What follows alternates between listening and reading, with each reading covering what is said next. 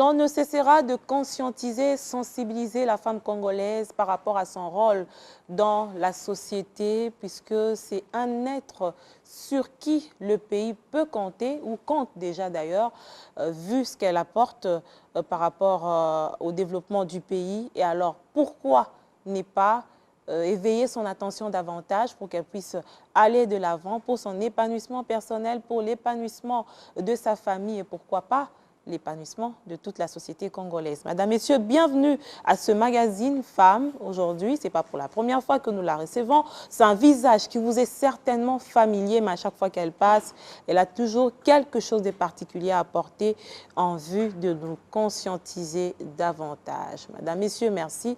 Merci également à notre invitée du jour, Madame Dorcas.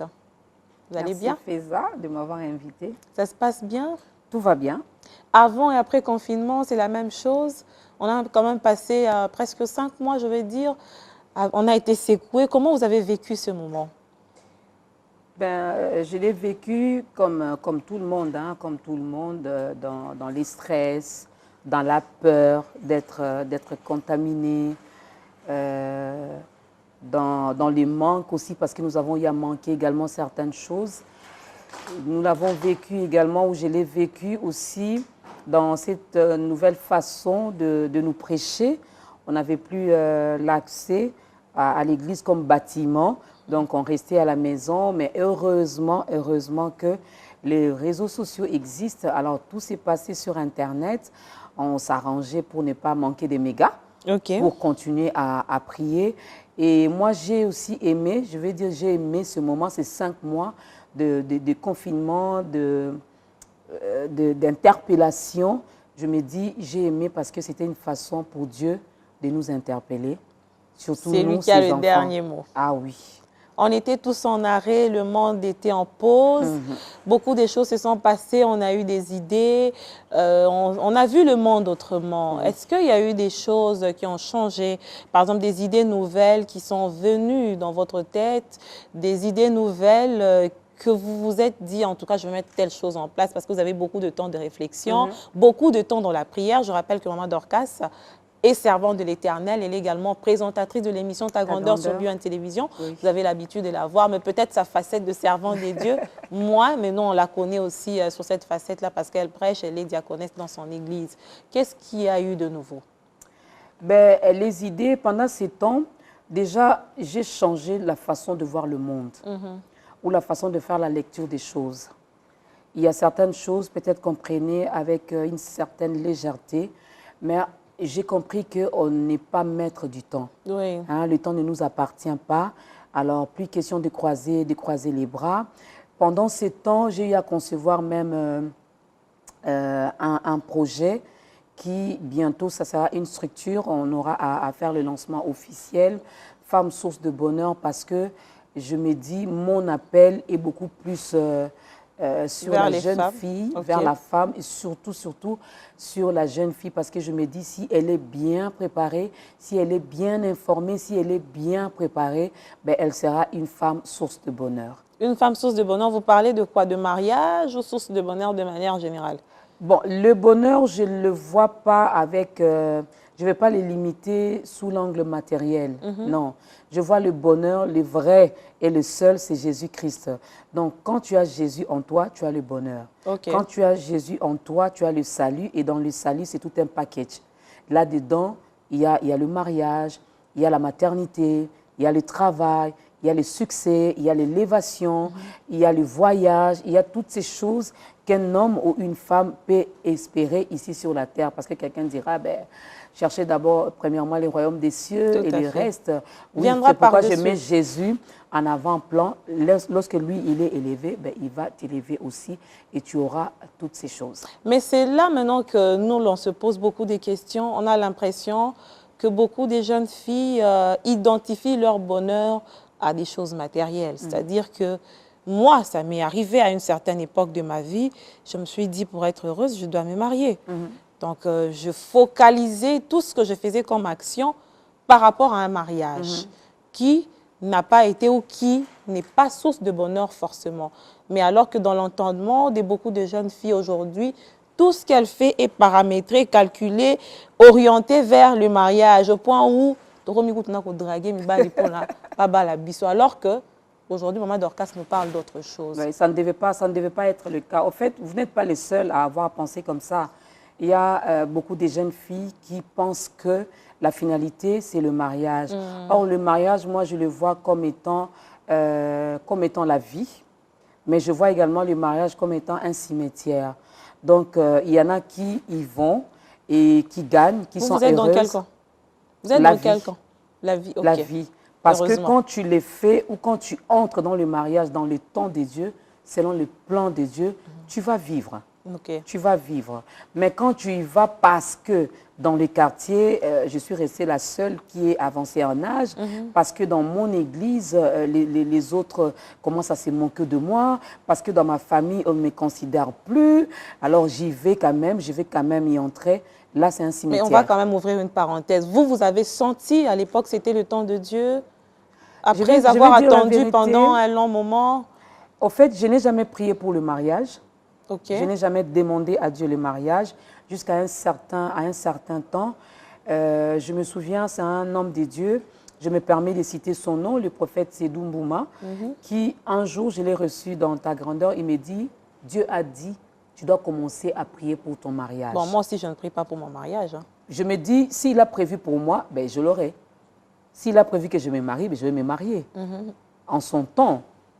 Alors, quand il m'a dit ça, je lui ai dit, mais pourquoi? C'est déjà un acquis parce que je suis un enfant de Dieu. Non, Dieu a dit, Dieu c'est un père. Des fois, il a besoin qu'il sente que son enfant a besoin de telles choses. Okay. Alors, tu dois commencer à prier et à lui demander. C'est en ce moment-là que je commençais à prier et j'ai dit à Dieu, envoie-moi la personne que toi, tu as prévue pour moi depuis les lieux célestes parce que j'ai été tirée d'un côte. Alors, envoie-moi le mien. Et il est arrivé? Et il est arrivé. OK. On ne va pas entrer dans les détails. Ça sera peut-être prochainement. Mariage, pas source forcément du bonheur. Et ce n'est pas une finalité pour tout le monde. Chacun a son destin. Il faut qu'on se le dise.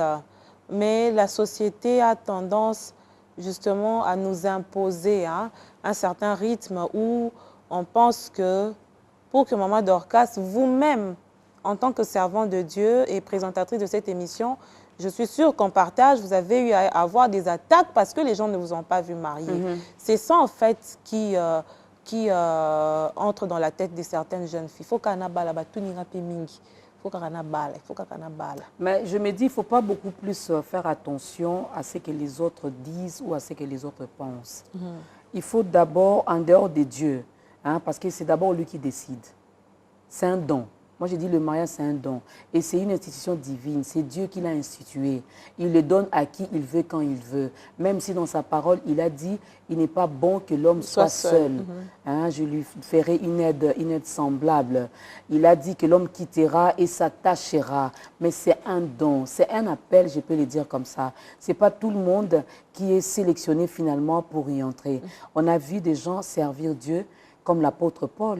Il ne s'est jamais marié. Mais c'était un enfant de Dieu et un serviteur de Dieu. Vous allez me dire quoi? Qu'il n'ira pas au ciel parce qu'il est resté célibataire. Mais dans le contexte vie? actuel, servir Dieu en n'étant pas marié, il y a certains besoins physiologiques qu'il faudrait satisfaire dans le mariage. Ça veut dire qu'on devient exposé à certains péchés sans que l'on puisse vouloir, mais à un certain moment, on peut... Voilà, face à la réalité, là, il est mieux. Il est mieux et Dieu sait toujours préparer les choses. Quand Dieu vous appelle, il sait que dans cet appel, il doit tout mettre en jeu pour que vous ne soyez pas trop disposés exposés à certaines choses, à certains abus et tout. Donc, c'est lui qui donne. S'il ne vous a pas donné, vous n'allez pas aller le prendre. Moi, je dis toujours, il y a des jeunes filles, à force de chercher, d'attendre, tu l'as dit, non seulement elle se permet de draguer, mais elle se permet d'aider Dieu. Bon, est-ce que c'est mauvais de draguer un homme? Je vais être une deuxième, une troisième femme. Est-ce que c'est mauvais de draguer un homme? Dans notre culture, on est au Congo, on est africaine. Dans notre culture... On est quinoise. On est quinoise, donc on va vous traiter de beaucoup de mots. Hein, c'est toujours mieux peut-être de faire pour que même quand la sœur a une vision claire, même quand elle a une vision claire après avoir prié, elle se dit, là vraiment c'est mon homme, mais l'homme n'a jamais rien dit. En tout cas, peut-être aller partager cela avec votre pasteur. Mais aller directement vers l'homme, l'homme va commencer à vous regarder. Un jour, il risquerait même de vous rappeler. D'ailleurs, tu te souviens, c'est toi qui m'avais dragué. Oh là là. C'est une question de culture et de mentalité. Oui. Hein. Parfois, ça ne nous permet pas d'avoir certaines ouvertures pour nous exprimer clairement. Et tout ça, ça renvoie... Mais la femme a toujours cette capacité, ses atouts. Oui. Elle peut tout faire finalement pour attirer l'attention de ces derniers vers elle. Oui, ça peut arriver. Elle a beaucoup de tact, elle a beaucoup de méthodes, même si elle ne fait pas ça directement, mais il y a des méthodes, mais il faudrait savoir quand les faire et comment les faire. Ah oui, hein, surtout suivre la volonté divine. Maman Dorcas, aujourd'hui, les jeunes filles, puisque c'est votre appel, vous l'avez dit au début de cette émission, elles sont exposées à beaucoup de choses. Les réseaux sociaux nous enseignent, c'est vrai, peuvent nous permettre de renforcer nos capacités dans tel ou tel domaine. De la même manière aussi, les réseaux sociaux peuvent nous abrutir. Il y a beaucoup de messages qui passent à travers les réseaux sociaux aujourd'hui qui ne font pas avancer les gens, qui peuvent aussi détruire des vies humaines. Moi, j'ai vu comment on a, par exemple, pris les noms d'une personne. Pendant une semaine, il n'y avait que la personne qu'on insultait. Je me mets à la place de la personne. Si on n'est pas fort moralement, on peut tomber. Qu'est-ce qu'on peut tirer de ces enseignements en tant que servant des dieux? On a l'impression qu'on est en train de s'écrouler à travers les réseaux sociaux au lieu de se bâtir. Ça fait mal. Et pourquoi je dis ça fait mal? Parce que dans tout ce que vous venez d'énumérer, il y a même les enfants de Dieu qui les font aussi. Malheureusement. Hein, fort malheureusement. Il y a même des enfants de Dieu. Donc là, on parle de Feza, mais tu verras même les frères et sœurs de la même église que Feza qui vont partager, par exemple, une vidéo, qui vont continuer aussi à l'insulter, à le traiter de tous les mots. Ça fait mal. Ça fait mal. Mais nous devons savoir que nous, en tant qu'enfants de Dieu, tout ce que le monde met à notre disposition, nous devons les utiliser, mais les utiliser pour une bonne fin, pour un bon résultat, pour construire et non pas pour détruire. Les réseaux sociaux, j'ai aimé ce qui s'est passé pendant ces 5 mois. Même les pasteurs qui n'aimaient pas se connecter sur Internet, qui n'aimaient pas les lives, nous nous sommes tous retrouvés dedans pour évangéliser, pour prêcher la bonne nouvelle. Ça veut dire que c'est utile. Le bon côté, voilà, le bon côté. Pourquoi pas évangéliser à travers les réseaux sociaux? Pourquoi pas prêcher à travers les réseaux sociaux? Pourquoi pas encourager? J'ai été éclairée d'entendre ou de voir, même dans certaines images, les élèves qui sont allés pour faire leur test de TENAFEP, qui ont été tués, massacrés. Ça fait mal. Ça fait mal. Pourquoi pas utiliser l'Internet ou les réseaux sociaux pour une chaîne de solidarité, oui, voilà. Pourquoi pas? Pour envoyer quand même des messages d'espérance, pour envoyer des messages d'encouragement, pour essayer un peu d'apporter un peu l'amour. Contrairement, aujourd'hui, c'est la haine, le tribalisme. La jalousie. Oui. Bref, la sorcellerie. Parce que moi, je considère tout ça, c'est dans le paquet de la sorcellerie. Même s'ils ne volent pas la nuit. En tout cas, n'est pas seulement sorcier ou sorcière, celle ou celui qui vole la nuit. Déjà, quand je te hais, je suis sorcière. Quand je suis jalouse de toi, quand je t'envie, quand je passe mon temps à te critiquer. Sorcière en étant chrétien en même temps. Parce que ces gens-là ont tous malheureusement des églises d'attache. Non seulement des églises d'attache, il y en a même qui sont serviteurs et servantes. Il y en a même qui imposent les mains sur les autres. Tribalisme à Wapelikamp. Ça aussi. Ça aussi. Un jour, j'ai échangé avec un de nos anciens collègues qui a publié pour nous demander de rendre hommage à ces victimes de Massissi, aux familles, à ces enfants qui ont été massacrés, tués. Et quelqu'un l'a dit, mais à entendre ton nom, tu n'es pas de ce côté-là. Comment tu prends la peine de publier, de nous demander? Non, laisse ceux qui sont de l'Est de le faire. Toi, tu es du Kasaï, ne le fais pas. Non, nous sommes tous au Congo. La République démocratique du Congo nous appartient tous. C'est notre patrie, c'est notre nation. Donc, quand quelque chose se passe mal au Congo central, moi, Dorcas Kapinga, qui suis du Kasaï, je dois être touchée. Parce que cela concerne mon pays. Quand ça se passe à l'Est, moi qui suis du Bandundu, je dois être touchée. En parlant justement de cette chaîne de solidarité, j'ai vu que vous étiez aussi impliqué d'une manière ou d'une autre par rapport à certains phénomènes qui diminuent la femme dernièrement, où on est en train de le vivre encore en ces moments, les enlèvements dans les taxis. Les femmes sont les premières victimes, elles sont déshonorées, elles sont dépouillées, elles sont battues. Comment vous envisagez la sortie justement de cette crise ou de cette situation qui diminue finalement la femme? On se croirait dans un terrain hostile où il y a la guerre alors qu'on est dans un terrain de paix. À combien plus forte raison à l'est ou dans l'est du pays où ça crépite par moments avec des balles? Voilà, nous qui sommes à Kinshasa, on entendait parler de l'insécurité de l'autre côté de l'Est. Je le disais à Julie, c'est comme si cette insécurité a pris l'avion et s'est déplacée finalement. Cette insécurité s'étend sur toute l'étendue de la République démocratique du Congo. Ça fait mal. Et moi, ce qui me dérange beaucoup plus, c'est que ces hommes travaillent en collaboration avec des femmes. J'ai eu à échanger avec certaines femmes qui ont subi cela. Elles m'ont dit, dans le taxi, il y avait aussi des jeunes filles dedans. Mais comment entre nous, on peut s'entretuer? Ça devient encore grave. Voilà pourquoi j'avais donné raison à cette personne qui avait dit que l'ennemi de la femme, c'est la femme elle-même. Vraiment. Mais ça fait mal parce que cette femme que vous tabassez, que vous violez, que vous tuez, que vous maltraitez, elle est votre sœur. Si elle n'est pas votre sœur, elle est votre cousine, elle est votre nièce. Elle peut être votre maman. Tout à fait. Donc, des fois, on s'est dit, je fais à l'autre. Maintenant, mets-toi à la place de cette femme. Si c'était ta sœur, comment tu allais réagir? Là, je vais interpeller également nos dirigeants, vraiment, qu'ils se réveillent. Qu'ils se réveillent. Nous sommes en train de prendre les choses tellement à la légère, mais l'insécurité bat vraiment son plein ici à Kinshasa. La méthode a changé. Maintenant, ils demandent même des rançons. Il suffit de tomber sur... J'ai appris maintenant, ils enlèvent même des petits-enfants. Oui, même les enfants, et ils demandent le numéro de quelqu'un, on appelle, et puis finalement... Vous êtes obligé d'envoyer de l'argent, on connaît tous les conditions. Et ce que j'ai vu, je salue quand même notre police. Je salue notre police, mais vraiment ils doivent avoir beaucoup plus assez de moyens. Ah oui. J'ai vu, c'est vrai, ils ont mis des barrières par-là. Oui. La nuit, mais ce n'est pas la nuit que ces gens-là opèrent. Ils opèrent la journée. C'est la journée. C'est la journée. Et c'est rare de voir qu'il y a eu enlèvement la nuit. J'ai mené une petite enquête avec certaines victimes. Ils vous diront surtout les tronçons sur 24. Maison Schengen, vous avancez vers IEC Gombe, UPC. UPC, IEC, où vous allez, c'est terrible. Devant les universités. Tu vois, c'est terrible. Mais qu'est-ce que nous faisons? Et j'ai entendu un policier, je vais répéter ces mots. Il y a les barrières qui est là, et puis on interpelle les taximens, ils refusent de s'arrêter.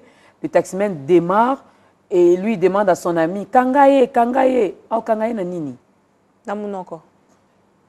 Et le monsieur est parti.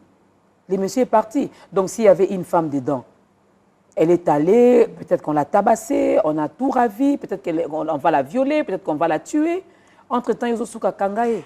Mais en attendant justement que cette stratégie du gouvernement puisse marcher, qu'est-ce qu'on peut dire aux jeunes filles ou aux mamans, aux jeunes dames qui prennent souvent les transports en commun? Il y a quand même aussi le côté intuition qui doit beaucoup Sécurisons-nous, sécurisons-nous. On sait ce qui se passe dans notre ville, donc refusons carrément de monter dans les taxis jaunes. Refusons carrément, prenons l'esprit des vies, autres moyens de transport. Même s'il faut faire les pieds, allez-y, marchez, mais sécurisons-nous.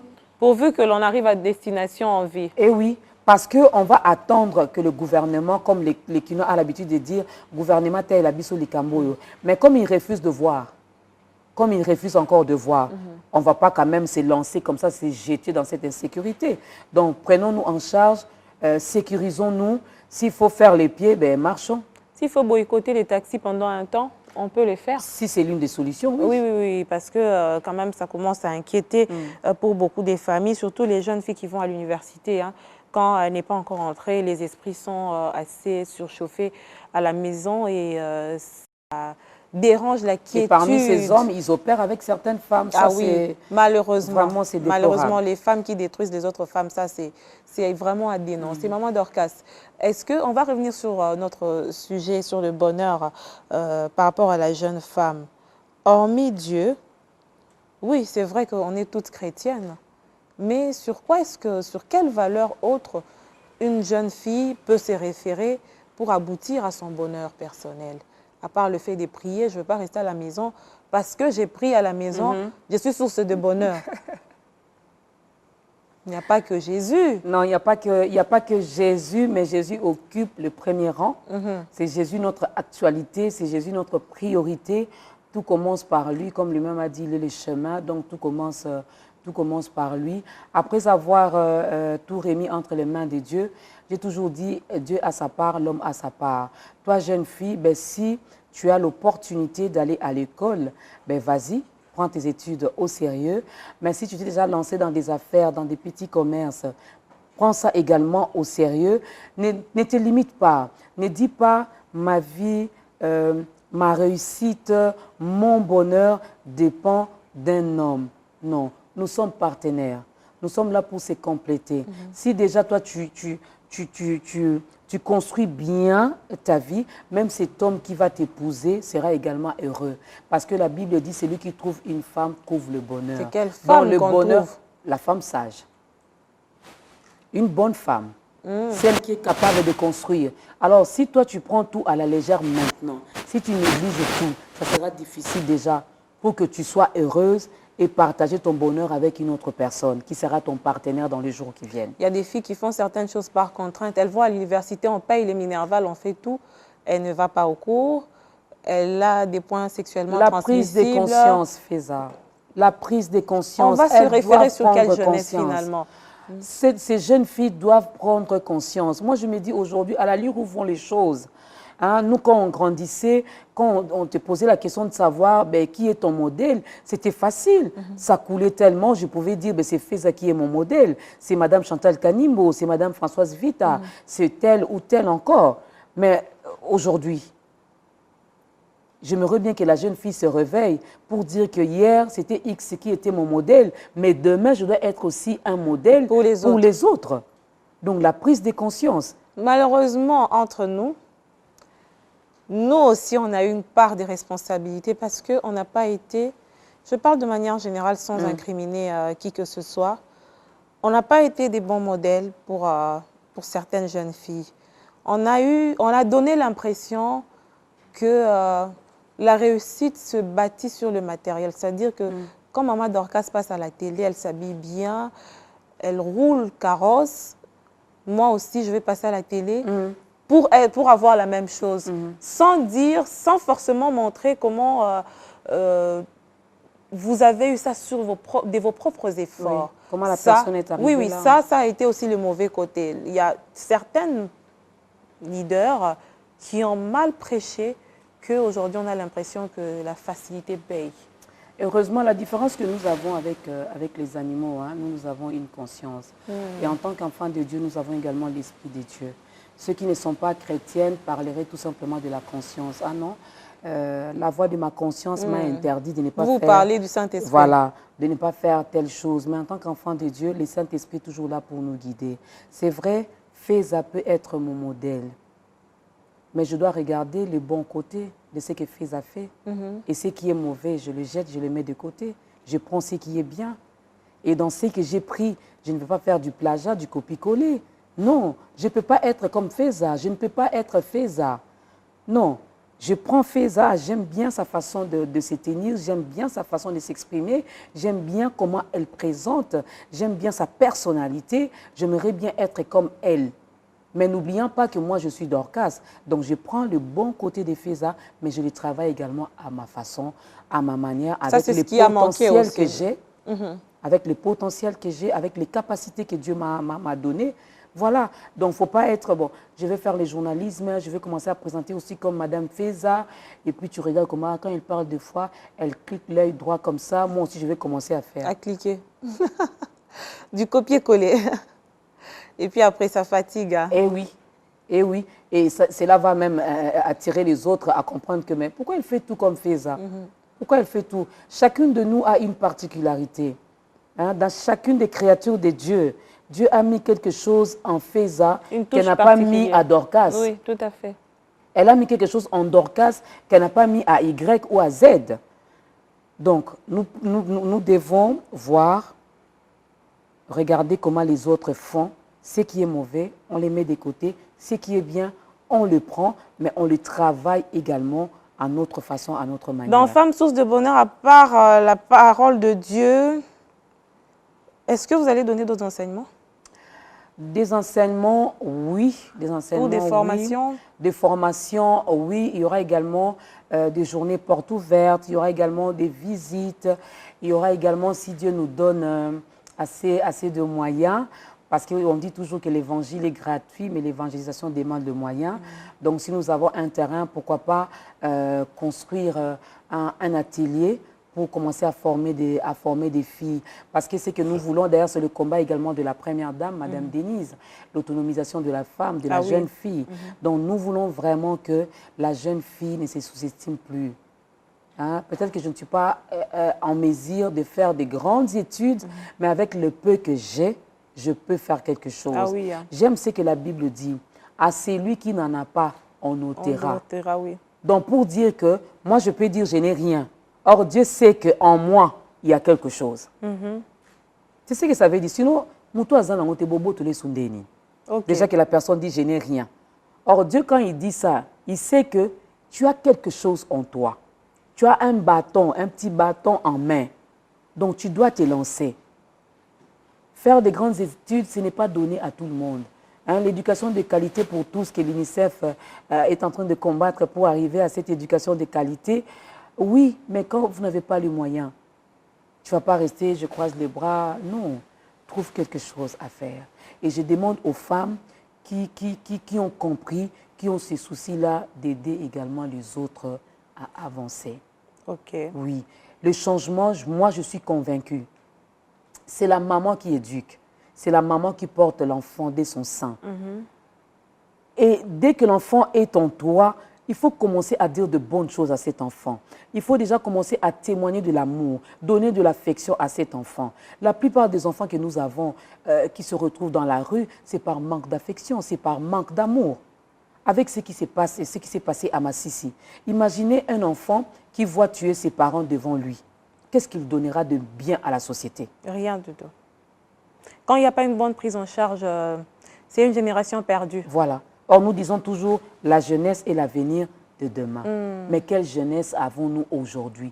Que faisons-nous de cette jeunesse? On oublie même que nous sommes passés également par là. On était également jeunes. On a pris soin de nous. On nous a donné l'amour, l'affection. Pourquoi pas les faire également pareil pour les autres? Ah oui, hein. Et surtout, nous femmes, nous avons une grande responsabilité par rapport au changement. Je ne parle pas de l'éducation parce qu'il faudrait d'abord... Je parlais également du changement. Je me disais, on veut un Congo nouveau, on veut vivre les changements, les développements. Nous savons tous que l'homme est au centre du développement, mais moi j'insiste sur la femme. Si la jeune fille est bien éduquée, est bien formée, est bien informée, elle donnera le meilleur d'elle. Ah oui. Même quand elle va entrer dans le mariage, elle ne va pas entrer dans le mariage comme tout le monde.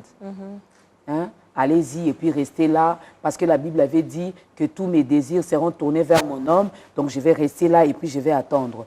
Non, elle saura que Dieu m'a appelé. Je dois servir Dieu, je dois servir mon mari, et pourquoi pas, je dois servir ma nation. Ah oui, hein, ça nous devons bien l'intérioriser. On a presque fini cette émission.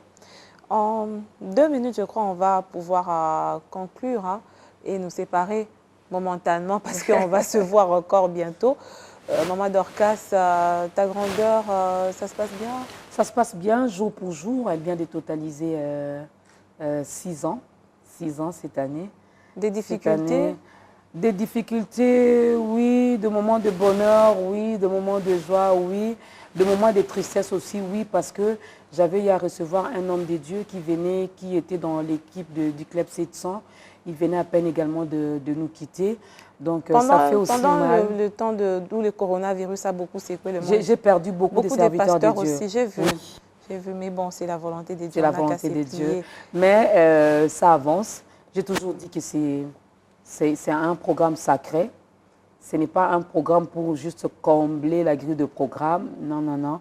C'est un programme divin. Donc, le divin lui-même, il prend soin de ça. Avant et après le mariage, votre vie a changé? Bon, vous n'êtes pas obligé de répondre. Mais pourquoi pas? Pourquoi pas? Ça a changé? Oui. Ça a changé de l'intérieur comme de l'intérieur comme de l'extérieur. Je n'avais pas l'anneau, aujourd'hui je porte l'anneau, donc ça a changé. Hier, je n'étais pas Madame X, aujourd'hui je suis Madame Bondonga, donc ça a changé. Hier, j'étais chez ma mère, aujourd'hui je suis chez moi, ça a changé. Beaucoup de bonheur. Beaucoup Vous de êtes bonheur. source de bonheur, je l'espère bien. Vous allez rester source de bonheur et l'on souhaite aussi que cette plateforme puisse grandir, Amen. édifier le peuple des dieux, édifier la jeunesse congolaise qui a une grande responsabilité par rapport à ce pays et surtout la femme congolaise. La femme congolaise. La femme congolaise. C'est encore vous, oui, vous. Combien de fois? La femme, c'est encore vous. On a vraiment besoin de cette prise de conscience de la femme congolaise pour apporter le changement dans la société. Un changement tant attendu, même si ce n'est pas spontané.